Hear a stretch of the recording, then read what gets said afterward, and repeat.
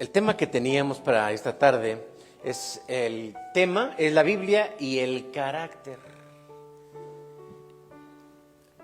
Porque estamos al final ya, hermanos, de lo que es una serie de mensajes alusivos a la Biblia. Estamos en agosto, mes de la Biblia, la próxima semana ya estamos a septiembre, el mes de la patria. Así que, hermanos, ese tema queda pendiente, a mí me gusta mucho, que vamos a escucharlo después, pero hoy vamos a enfocarnos en el autoconocimiento. Tome su lugar, por favor. Les pido que mantengan la Biblia abierta en el pasaje que acabamos de leer. Hebreos, cuyo autor, pues no es preciso, por supuesto, y que en la iglesia se ha atribuido como las cartas universales, o también pues se reconoce como al apóstol Pablo que haya escrito esta carta. Particularmente el capítulo 4 habla acerca de el ejemplo del pueblo de Israel que estaba en busca de la tierra prometida, de un descanso, de un lugar de reposo. Ese reposo no lo encontraron porque fueron rebeldes, su corazón se endureció. Por eso aparece el versículo 9, el versículo 10, 11, 12 y 13 para motivarnos a confesar, a ser sinceros delante de Dios. Lean conmigo, por favor, el versículo 9. Por tanto, para el pueblo de Dios, porque el que ha entrado a su reposo, también ha reposado de sus obras como Dios de las suyas. Procuremos pues entrar en aquel reposo para que ninguno caiga en semejante ejemplo de desobediencia.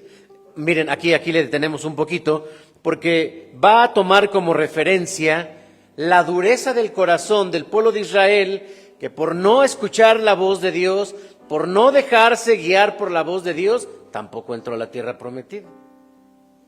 Y hay que recordar en la historia que de todos los que salieron de Egipto, ¿cuántos entraron a la tierra prometida? 2, porque les dije así, 2. ¿Quiénes son? Josué y Caleb.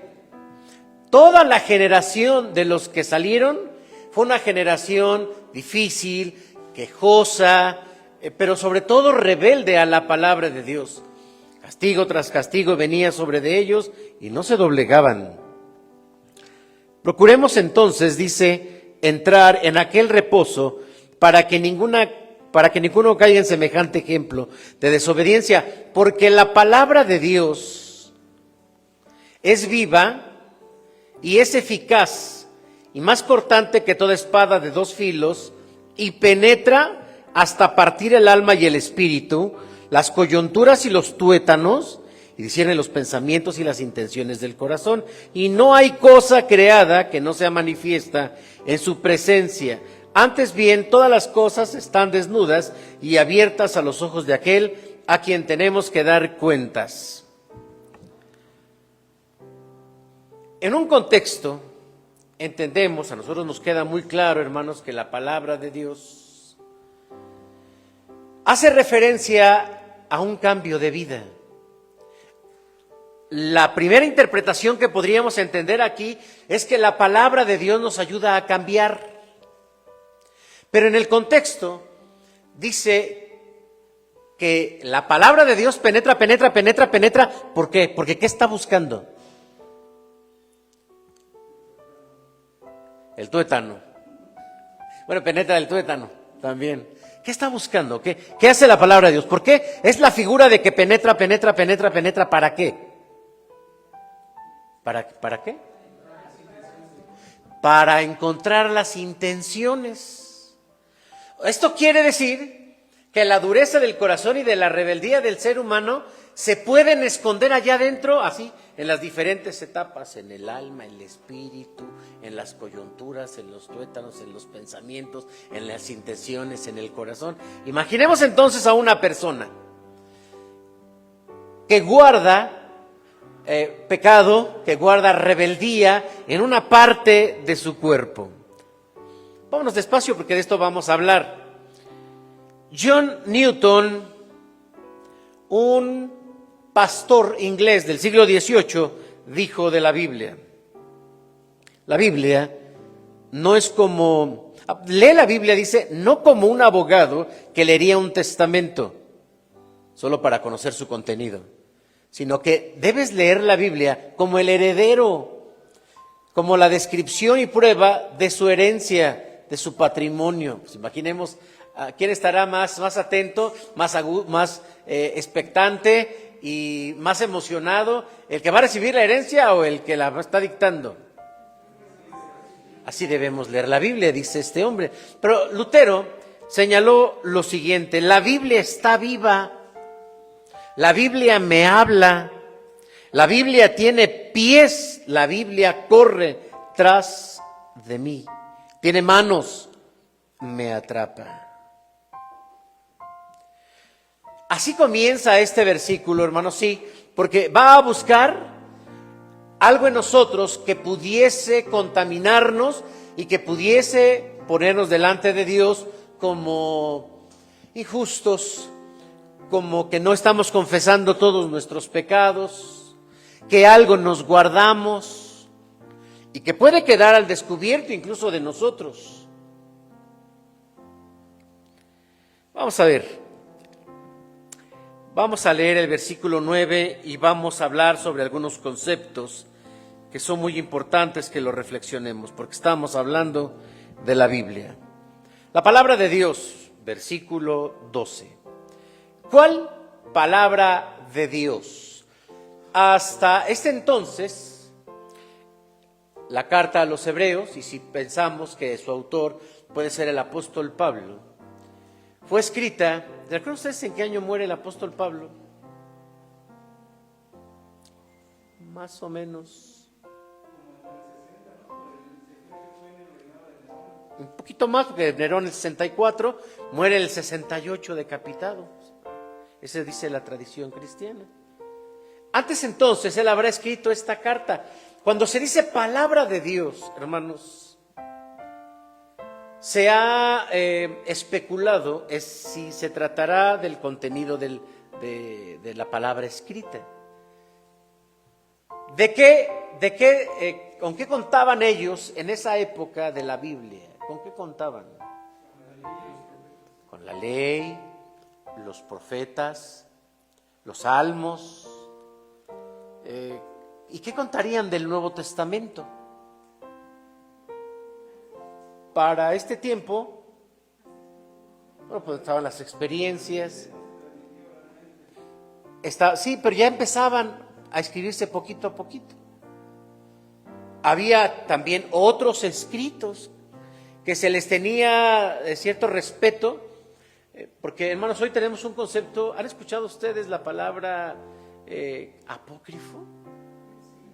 ¿Qué es eso? ¿Qué es la palabra apócrifo? ¿O a qué hace referencia? Es falso, no auténtico. Y ese es el nombre que utilizamos para hablar de qué libros. De los libros que están en la Biblia católica, que son Tobías, Sabiduría, Eclesiástico, Judith, Macabeos, ayudas a Daniel y Esther, ya. ¿Y cuál otro? Macabeos 1 y 2. Ay, sí estudiaron, Sí estudiaron, pero es bueno, hermanos, recordar todo esto. Hay una historia que seguramente en algún momento ya la compartí con ustedes. ¿Por qué no están estos libros en la Biblia?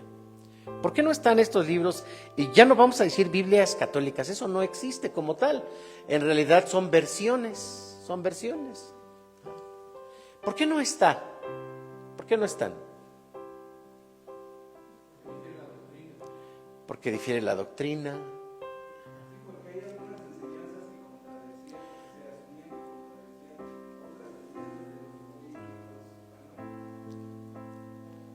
Nosotros tenemos una Biblia, hermanos, que se llama Casiodoro de Reina, es decir, Cipriano de Valera, Casiodoro de Reina. Uno traduce y el otro revisa la Biblia. Esta es la Biblia que nosotros tenemos.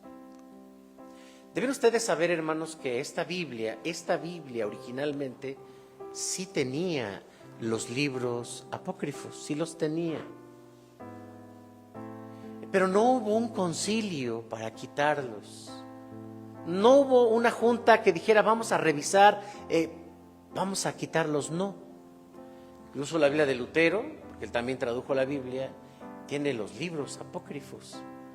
Esto es, hermanos, una estrategia, voy a señalarlo así, una estrategia de la misión en América Latina o el Evangelio en América Latina para diferenciar la iglesia protestante o la Biblia protestante de la iglesia católica. Entonces, no es que le añadió la Biblia católica 7 libros a su Biblia, sino más bien a esta Biblia, pues se las mocharon. Bien, pero decíamos, hermanos, que el contenido en ese momento, pues porque leemos el Nuevo Testamento e incluso, hermanos, hay palabras, hay hechos, hay descripciones en la misma Biblia para hacer referencia a hechos del Antiguo Testamento que no están en nuestro Antiguo Testamento. Y no están porque había otros libros, y vamos a pensar que toda esta palabra era respetada y que era reconocida como palabra de Dios. Esto da una historia de cómo se va conformando nuestro canon, ya en algún momento lo estudiaremos. Pero se refiere entonces a esta palabra de Dios para nosotros hoy. Porque no tenemos una palabra audible de nuestro Señor Jesucristo. Pero tenemos la palabra de Dios. Dicho sea de paso que Jesús no escribió nada de la Biblia, ¿se acuerdan de eso? Pablo es el mayor escritor de la Biblia. Esta palabra, dice la Escritura, que es viva porque hace referencia a su autor. Dios es vida. Pero también dice la Biblia que es... Vamos a leerlo, hermanos, 12.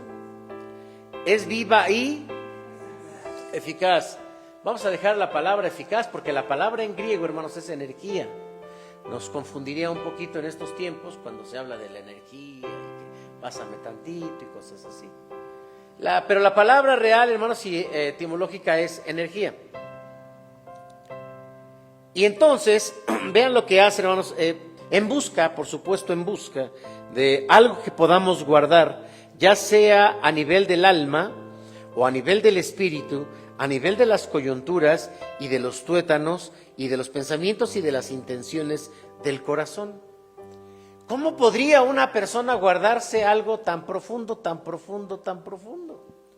Imagínense, hermanos, voy a guardarme esto y que yo pueda elegir, porque claro, si decimos tenemos bolsas en el saco, tengo una bolsa de este lado, tengo otra bolsa de este lado, algunas no traen de este lado, traigo bolsas en el pantalón, aquí me voy a guardar mi celular, acá la cartera, acá, ¿qué traigo acá? Déjenme ver, mi cubrebocas, y así puedo elegir. Pero se podrá utilizar el cuerpo, hermanos, todo lo que somos para guardar algo. ¿Qué piensan? Hay toda una teoría de lo corporal, de cómo cada parte de nuestro cuerpo puede guardar algunas experiencias. Sabemos que el cuerpo tiene memoria. Antes se creía que solo la memoria estaba en el cerebro, no, hay memoria en todo el cuerpo. Las manos tienen memoria, los brazos, los pies, todo nuestro cuerpo tiene memoria. Pero también se sabe que hoy se sabe que se pueden almacenar cosas en nuestro cuerpo. ¿Como cuáles, hermanos? Las emociones. ¿Como cuáles emociones? Enojos, miedo, odios, resentimientos. ¿Qué más?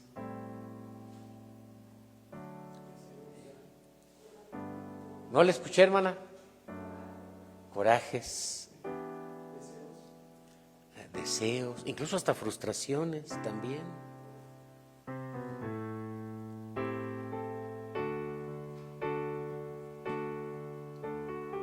Y esa energía, aunque no estamos hablando de la salud, ¿verdad? Pero esa que nos llega a enfermar, también, hermanos, nos puede servir entonces ese espacio del cuerpo para tener allí, hermanos, guardados cosas en deuda con Dios. Llamemos a esto malas intenciones. Es lo que dice aquí el versículo.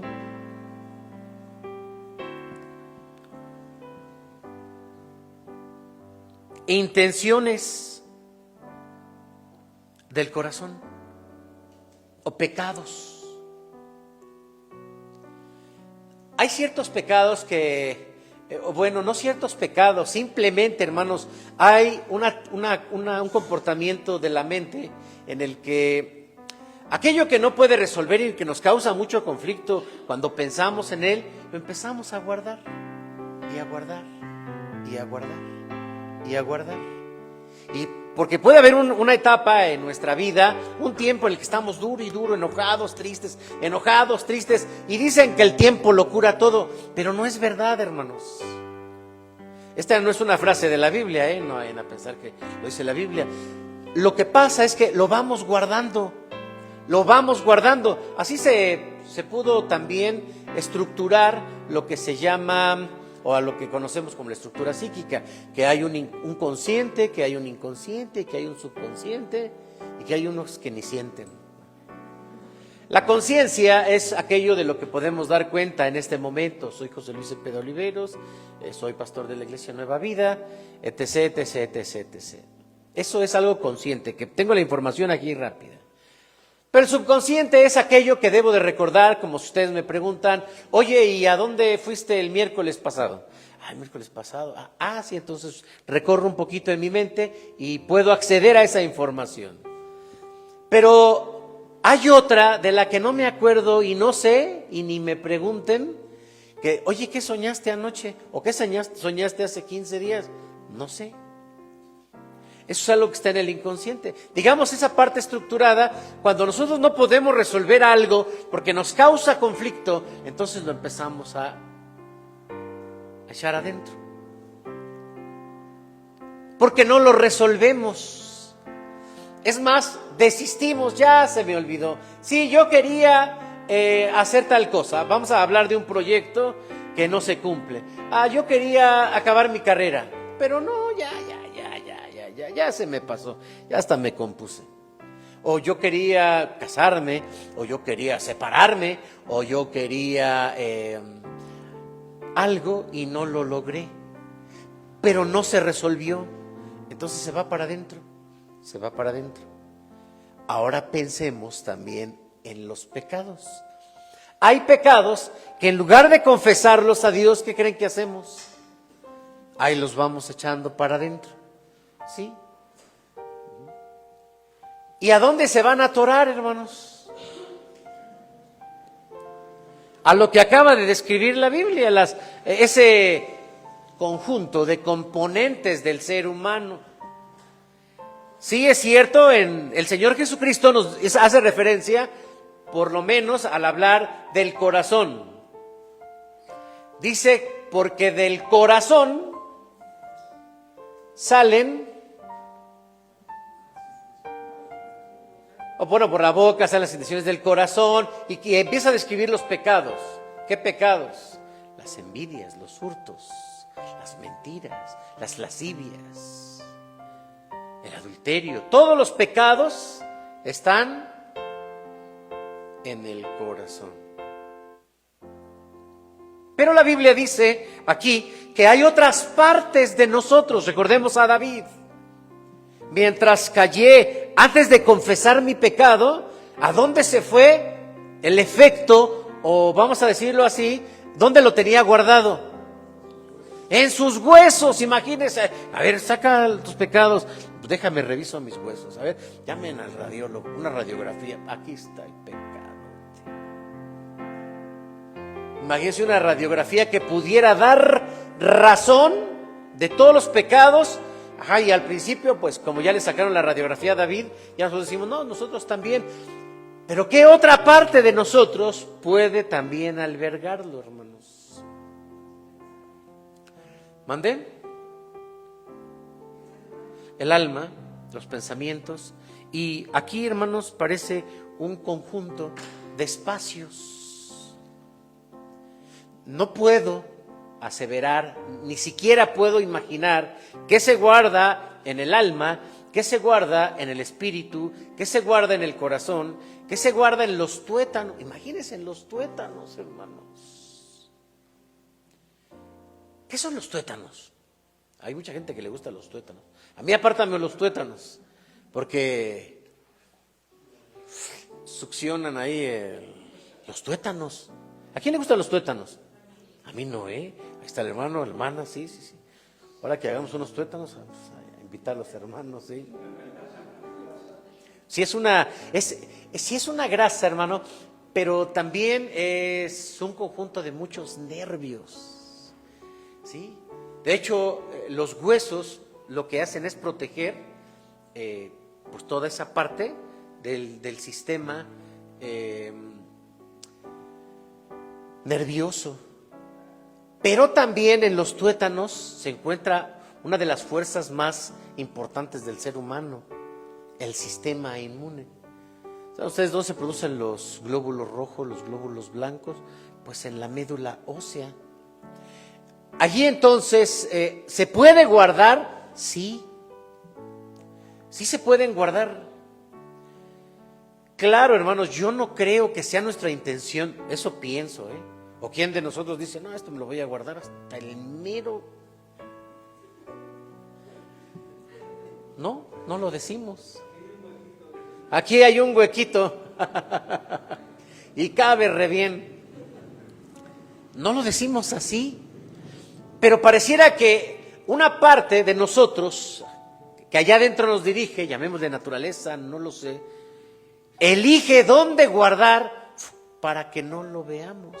Porque esa es la intención del corazón, el egoísmo del ser humano, hasta que alguien llega y dice, a ver, aquí yo estoy viendo tal cosa. No, pues sí es cierto.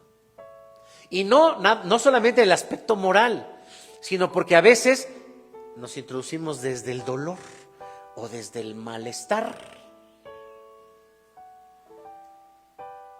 Pero como dije hace un momento, no es el tema hablar de la salud, sino de la intención del corazón. Entonces una parte de nosotros guarda en esos espacios, allí están, hermanos. Yo no creo que sea una paradoja, no creo que sea un símil. A mí me parece que es algo verdadero, porque yo lo veo en mi trabajo en el consultorio. Una persona puede llegar con un dolor de un hueso y trabajamos con él alguna emoción y su dolor de hueso ya no está. Pero ¿de qué se trata? De saca lo que hay allí de tus huesos. Claro, nosotros la gente no llega conmigo de que pues vengo a confesarme. No, la gente viene a querer un resultado de salud, pero de paso pues uno se encuentra con lo que tiene que reconocer, y lo que tiene que reconocer es algo que tiene que enfrentar y es algo que tiene que resolver, solo que no sabe cómo resolverlo. Por eso tiene que recurrir de esta manera. Pero también la tendencia del corazón, hermanos, que es evadir la responsabilidad y la palabra de Dios, hace que allá no lo veamos. Es así como ahí están guardados, aquí no se ven, y a la larga van a generar un problema. Por un lado, amados hermanos, el pasaje nos dice que guardamos o podemos esconder algo, y viene la palabra de Dios y nos desnuda completamente, así dice el versículo 13, porque delante de Dios no podemos guardar nada. Necedad del corazón, dureza del corazón, desobediencia, porque es el ejemplo que se pone desde todo el capítulo 4 en sus primeros versículos. Pero también, hermanos, habla de la necesidad de revisarnos. Sí, porque por un lado estoy guardando, Señor, no tengo nada, pues ya viste, no se ve nada. Pero pues, nos pasa la radiografía, nos pasa el escáner y ahí salen todos los pecados. Hay uno escondido, así bien atrapado en un hueso, así. Otro en un riñón, otro en el hígado, otro en un ojo, otro en el estómago, otro en el intestino, otro por todos lados. Por eso, hermanos, decía David también: examíname, oh Dios, examíname, pruébame, revísame y conoce mis pensamientos y ve si hay en mí algún camino de perversidad y guíame en el camino. Enderézame, enderézame.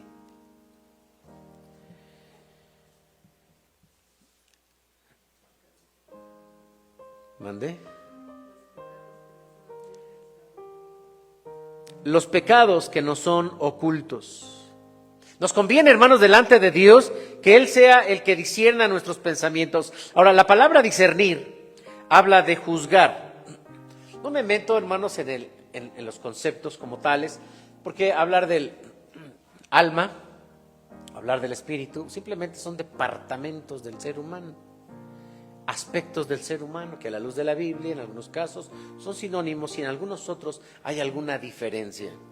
Lo cierto, hermanos, es que nosotros no podemos hacerlo, pero Dios sí lo puede hacer, encontrar esa división. Discernir es juzgar. Creo entonces, hermanos, a la luz de esta palabra, que todo lo que nosotros hacemos es como en la computadora o en los celulares, porque podemos poner una imagen y le podemos poner borrar. Pero, hermanos, ¿de verdad se borrará? ¿O habrá solamente un lugar hacia donde se va? ¿Ustedes qué creen? Sí, porque de repente dicen: no, fulanito te regresa, te hace recuperar todo. Métele aquí, ráscale allá y lo encuentran porque lo encuentran. Si encontraron al soldado Ryan, pues van a encontrar tus archivos. Pues hagan de cuenta, hermanos, que nosotros no nos podemos hacer de las cosas. No, las tenemos que resolver. Todos los pecados, los pensamientos, los sentimientos, las intenciones, necesitamos resolverlas. Y todo, decisiones que tomamos cada día. Hemos hecho mucho énfasis durante este mes en no reducir la palabra de Dios a aspectos meramente de domingo y aspectos meramente del culto. La vida, hermanos, o la palabra de Dios influye sobre nosotros en la toma de decisiones muy importantes de la vida. En la economía, en nuestra relación como familia, en los aspectos académicos. En todo esto está Dios presente. Pero socialmente, cuando hablamos a veces de este tipo de cosas, pues no le hacemos tanto caso a todo lo que parece aparentemente de tipo social. Solamente a lo moral. Pero no, hermanos, la palabra de Dios es la guía y la dirección de nuestra vida en todos los aspectos. Lo que hace la palabra de Dios, hermanos, entonces es penetrar y juzgar. Porque nosotros tratamos de juzgar nuestras acciones. ¿Y qué creen que terminamos haciendo? Nosotros nos justificamos. Te peleaste con una persona y empieza tu mente: no, sí, pues también la Biblia dice que no hay que dejarnos. También la Biblia dice que, pues, ¿por qué vamos a dejar que otros? Si el Señor nos da el valor, es más, Él dice: es fuerte y sé valiente, porque tú saldrás y lucharás. Y ya luché. ¿Y quién quite que a lo mejor yo soy David y ese es Goliat? Le gané. Nos aventamos, hermanos, ideas para justificar todo lo que hacemos, todo lo que hacemos. Todo lo que decidimos, cómo usamos nuestro tiempo, lo que compramos, el uso de nuestros recursos, el uso de nuestra vida, las decisiones, la escuela, todo, hermanos, lo justificamos todo, porque lo pasamos por el filtro de nuestro juicio, a menos que tú seas de las personas que te acercas a un consejero, a un hermano mayor, alguien que te puede guiar para orientarte en tus decisiones. O bueno, sacas billete, vas a ver al psicólogo y le dices: ayúdame a tomar una decisión en este caso. Pero la mayoría de nosotros, una vez que lo filtramos por nuestro pensamiento, y si nuestro pensamiento tiene buenos fundamentos, de acuerdo a la palabra de Dios, diríamos, no, esto sí es pecado. Señor, perdóname. O, no, esto no es pecado, se lo merecía. Ese filtro, hermanos, no sirve.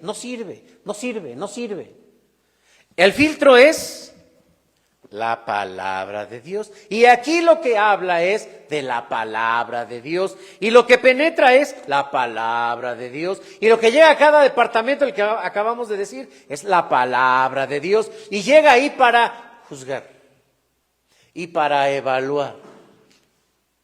Y para eso, hermanos, quiero terminar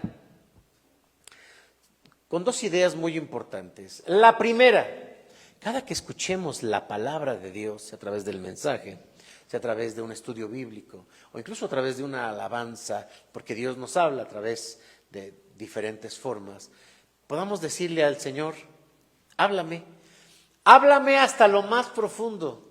Háblame hasta lo más profundo. Si cuando la Biblia, hermanos, dice en Salmo 119, 105, lámpara es a mis pies tu palabra y lumbrera mi camino, hace referencia a la necesidad que necesitamos, hermanos, o que tenemos, de que a cada paso en la vida hemos de estar guiados por la palabra de Dios. Entonces, cada vez que nos sentemos a escuchar un mensaje es, Señor, pon luz en mi corazón. A veces los predicadores llegamos a tocar solo ciertos temas, otros no, porque a veces no lo comprendemos o porque sentimos que no es necesario. Pero cuando Dios usa al predicador para hablarme de cierto aspecto de la vida y que pone el dedo así, porque hay predicadores que eso hacen, ¿no? Yo no hago eso, ¿sí? ¿Sí o no? A veces. ¿Cómo en qué? Les digo, a ver. Y ahí estoy, ¿no? Señor, que no sea el predicador, que sea tu Espíritu Santo, que sea el que me hable, que sea el que yo escuche tu voz, no al hombre. Porque el Espíritu Santo, hermanos, nos hace de verdad darnos cuenta que estamos mal. A veces viene alguien y nos dice, hermano, estás mal.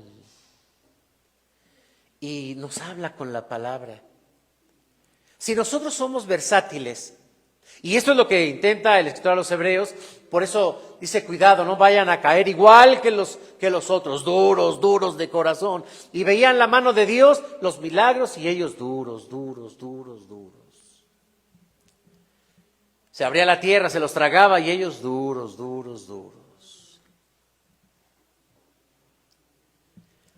Ese es el primero. Y creo que así debiera ser cada vez que nos sentamos a escuchar la palabra de Dios. Hay un bonito canto, ¿no? Que dice, háblame hoy. No, sí, lo cantamos. Porque a través del culto Dios nos habla. Y la segunda, hermanos, es cuando nosotros escuchemos la palabra de Dios, Señor, ¿cómo puedo poner esto en práctica? Señor, ¿cómo puedo poner esto en práctica? Porque de esta manera, hermanos, toda la Biblia es para nosotros. Qué triste cuando pensamos en, este es para el hermano que no vino, este hubiera sido un sermonazo para él. No, hermanos, la palabra de Dios es para mí. Sin importar quién lo predique, la palabra es para mí. Señor, ¿cómo puedo ponerlo en práctica? Porque dice la Biblia, también sería como algo a la mitad. Cualquiera que ve y sí se considera como en el espejo, sí, ya vi. Ahí está. Otra cana que me sale. Ya. Otro grano. No, sí, ya estoy viejo. Pero estás ante el espejo. Te volteas y ya sabes, aparece alguien que dice, no, te ves bien, qué joven te ves. Sí, cierto. Estoy bien, no era yo aquel. Y así dice la Biblia. Vemos al espejo y después dejamos de vernos y ya. Hermanos, muchas veces escuchamos el mensaje. ¿Cómo puedo ponerlo en práctica?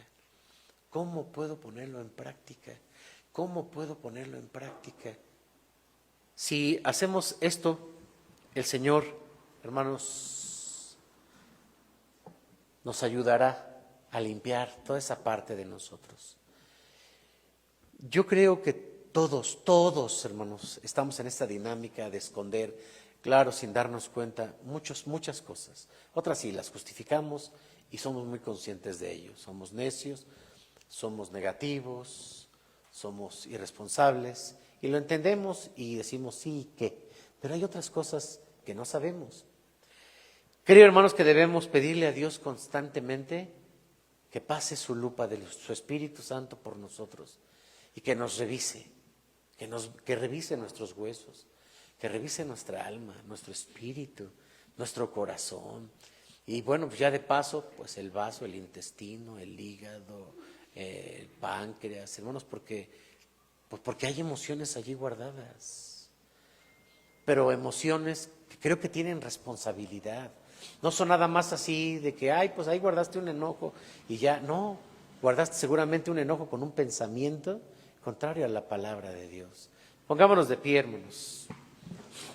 Gracias a Dios porque la Biblia es viva. Gracias a Dios porque la Biblia hace un trabajo, hermanos, profundo en nuestro ser.